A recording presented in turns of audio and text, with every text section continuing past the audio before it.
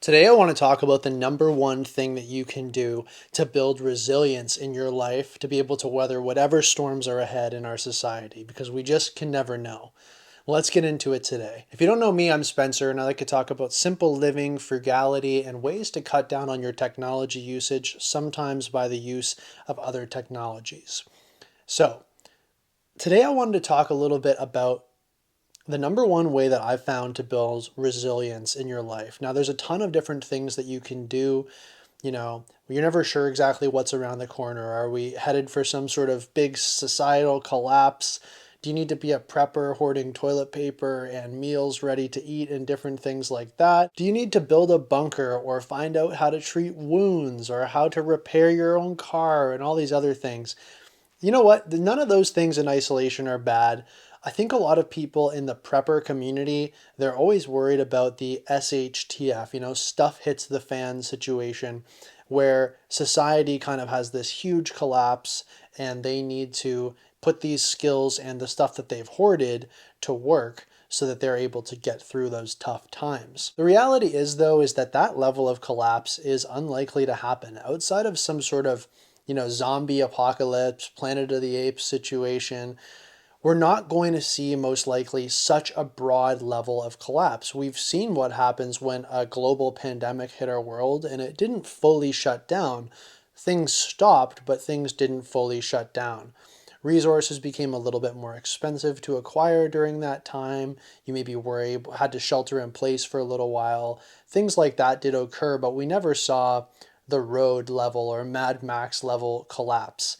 The likelihood in my mind is that the collapse that we could ever see, if we're ever going to see any level of collapse whatsoever, is going to be a very slow collapse, not unlike what people thought we would see back in the early 2000s when there was more discourse around peak oil. If you don't know what peak oil is, briefly, it's basically just this thought that at some point we were going to hit a level, whether we've hit it already or we're going to hit it in the future, where basically we're not able to produce the amount of oil that meets our demands, and we're just going to see this decline where oil will no longer be available as readily, but the need for it will still exist, and we're going to see prices drive through the roof. And eventually this would put a big strain on the system because people wouldn't be able to do the things that we've become accustomed to doing, which oil and fossil fuels provide for us. The way that the peak oil people saw it happening wasn't that it was going to be an overnight thing.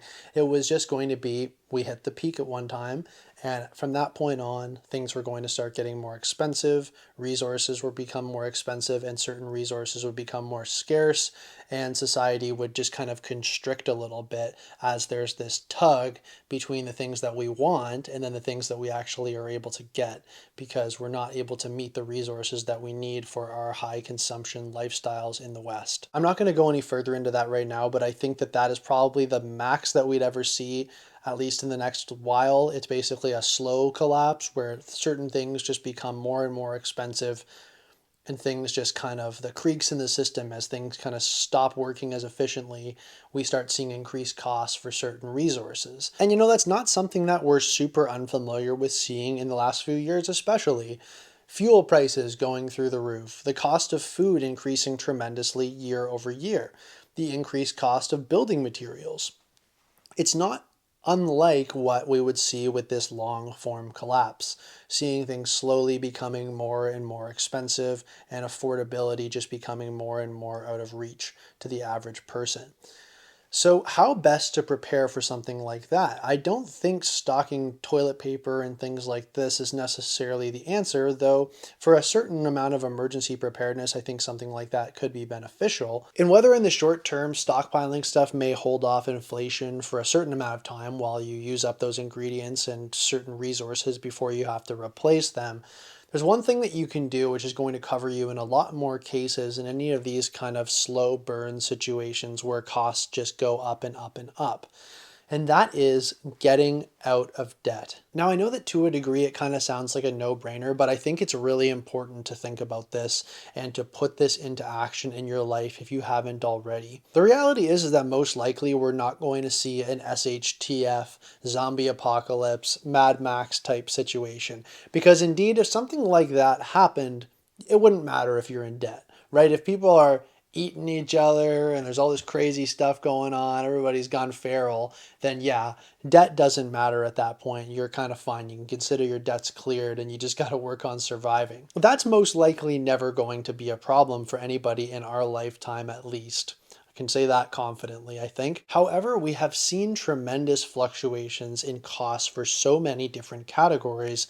And if you have payments that you're making, you're just going to be in a bad position when it comes to those changes. If any sort of big swings in prices screws your budget up to the point that you're not able to make your payments, you're in a lot more trouble than if you had no payments to worry about and those changes just take a little bit more out of your bottom line. I'll link my video above that I made on the Great Depression. One of the big things that we learned during this time is that the people who were boned the hardest, the people who found themselves getting screwed over the most during this Great Depression time, were the people who were overburdened with debt. This is a time where we were seeing newly designed installment loans where consumers were able to go to a store and they were able to pay in installments to get something like a refrigerator or a radio, something that they didn't yet have the money for to pay for up front. The problem was, though, that they found themselves with these payments that when times were good, they could make them. But as soon as times got tough, money got tight, jobs went away, things like this,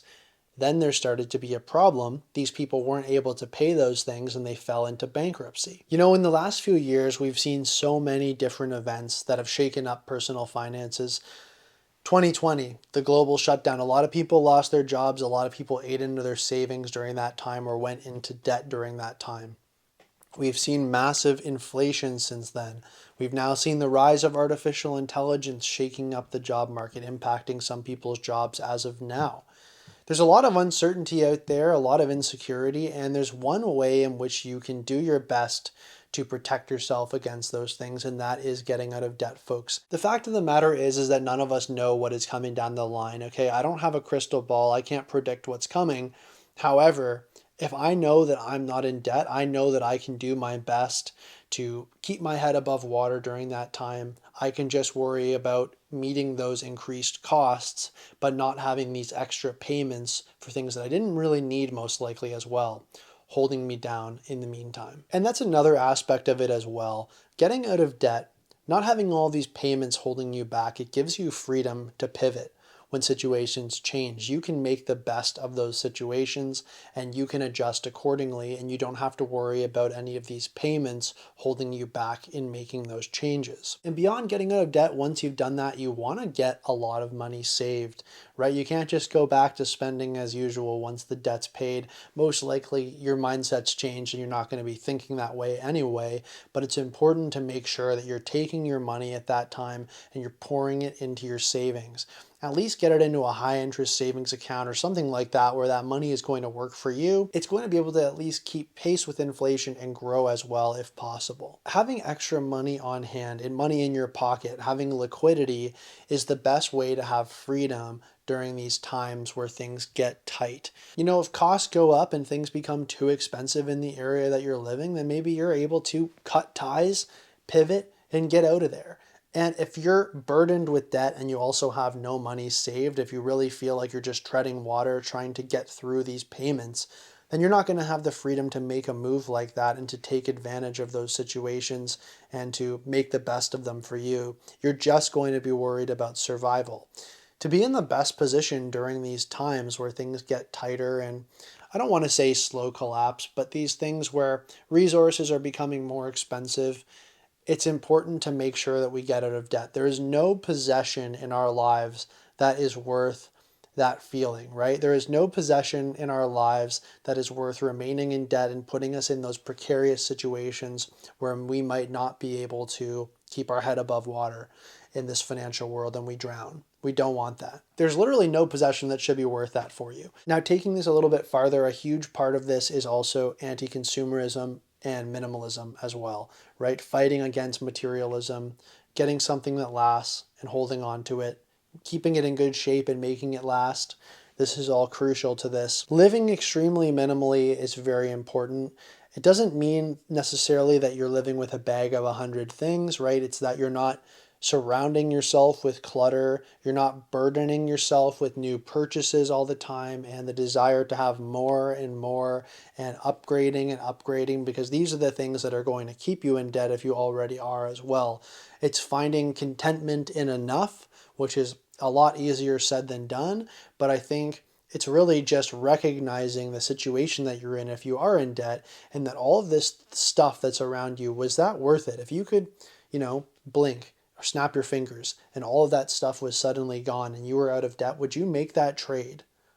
Think about that. If that's something that you would do, then potentially it's worth putting all that stuff for sale to pay off the debt, potentially. There's things like that that you're able to do in order to get out of debt. For me, I was in debt, a lot in debt a couple of years ago. I had student loan and I had credit card debt, and it was really hard to make payments. I was living in a really terrible place. I didn't enjoy living. I wasn't prepared for anything. If any sort of job loss happened to me, I would have been in really big trouble. My job is one that is precarious already because it's freelance. I was in a position already at that time where if I was to lose my work for 3 more months in a row, I would say, if I had 3 months of job loss, I would have been screwed. I would have had literally no money left. I don't know what I would have done. I would have been on the streets. And it was at that time that I realized that I could not let that happen, that I was going to do everything possible to make that not happen. And I just started putting stuff for sale, stuff that I liked, stuff that I didn't necessarily want to get rid of, but I started putting it for sale because I thought this stuff around me isn't worth the feeling, the heart palpitations at night about this money and about these money issues. And the freedom that I've had since I got rid of that debt, I'm not financially free per se. I don't have financial independence and a lot of money in the bank that's able to, pay my way. However, by not having debt, and now I've saved an emergency fund of more than 6 months now, I have a couple of years of emergency fund. I know that if any sort of thing happens to me, if I had a job loss for 6 months or even a year, or if I wanted to take some time and focus on a personal project like this, I could do so. If stuff became more expensive, if food continues to become more expensive, or if the gas for my car became more and more expensive, I don't have to sweat it too much because I know as long as I'm living frugally, I can cover those costs. There's a freedom in that no possession is worth. So I'm getting on a bit of a tangent here. I want to make a video on this in the future, talking more about my ideas around minimalism and anti-consumerism. It's definitely a path that I'm still walking. I am a picker at heart, and being a hoarder is definitely more of my natural state than a minimalist. But I think it's just so important to really confront that stuff, the stuff that has put you in debt, because it's a lot of these little things that have trickled into your debt, right? Look at that stuff and say, is this worth it? Is any of this stuff worth it? Because if I can be out of debt, I can have the ultimate freedom to pivot, and I can also handle whatever storms, whatever financial issues, whatever social changes are on the horizon that could impact my job and my financial future. I can secure it as best as I can by getting out of debt. So just keep that in mind. That's something that I've been thinking a lot about. I think it's really crucial for anybody to just get out of debt as the first thing. You need to think of it. Dave Ramsey always says, you need to think about being in debt like your house is on fire. Actually, I think he says, think about being in debt like you're on fire. It's an emergency. It is not something that you should say, yeah, in a couple of months, maybe I'll do something about it, or I'm just going to keep, petering away at doing a little bit here and there, putting out a little bit of fire, maybe on my hand first, and maybe I'll do my leg later.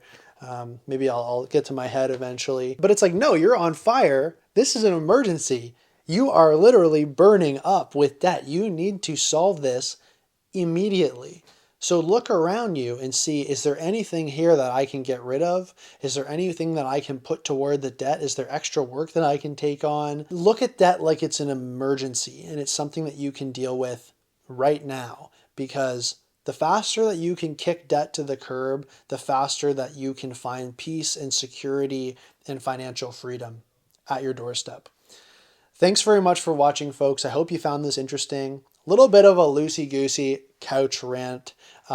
This is just one of my favorite formats. I just love chatting about this stuff, getting your opinions in the comment section, hearing from you guys. It inspires a lot of these subsequent videos, so feel free to let me know what you think about this in the future, how getting out of debt maybe has impacted your life positively, how debt has negatively impacted your life, what you're doing about it. Let me know. I'd be really happy to hear from you.